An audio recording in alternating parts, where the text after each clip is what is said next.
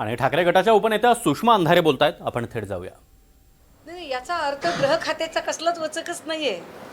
देवेंद्रजींकडून ग्रह खातं ते किती वेळा अपयशी गृहमंत्री आहेत यावर इतक्या वेळा ती अंडरलाईन होते ना, की आता तर कायदे मंडळाच्या सभागृहाचे सदस्य असणारी व्यक्ती उघडपणे सांगते की मी 5 लोकांना मारले।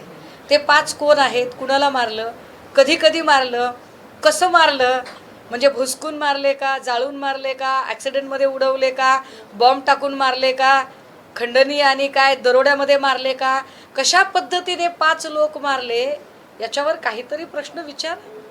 आणि जर ते विचारले जात नसतील आणि हे सगळं म्हणजे जेव्हा जेव्हा माणूस शिंदेंकडे जातो तेव्हा तेव्हा तो त्याचा नैतिकता, त्याचा विवेक हरवून बसतो, परंतु त्याचा भुर्दंड जर सामान्य जनतेला बसत असेल आणि लोकांमध्ये दहशत निर्माण करण्याचा प्रयत्न केला जात असेल तर याला सरकार म्हणून त्यांनी काय उत्तरं द्यावी हा आमचा पुन्हा पुन्हा प्रश्न आहे। कारण आमच्याकडे असताना तरी निश्चितपणे ही अशी भाषा नव्हती, कदाचित ते एक बुरखा पांघरून होते का, आणि हाच त्यांचा नेमका खरा चेहरा आहे हाही आता प्रश्न निर्माण होतो।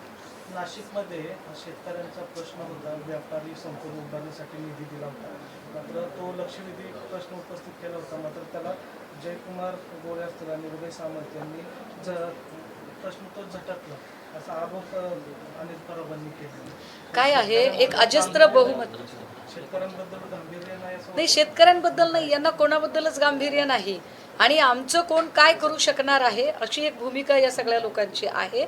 कारण एक अजस्त्र बहुमत हाताशी आल्यावर आम्हाला कोणाशीच कसलीच घेणं देणं नाही, आम्ही कोणालाच उत्तरदायी नाही, हा एक उन्मत्तपणा यांच्या ठायी येत आहे।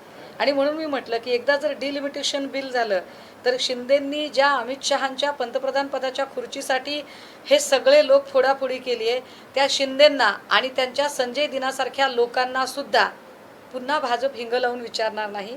आणि संजय दिनांसारखे लोक आज Y+ सुरक्षेच्या जीवावर किती उड्या मारत असले तरी नंतरच्या काळात त्यांचं पोतेरं झाल्यापासून राहणार।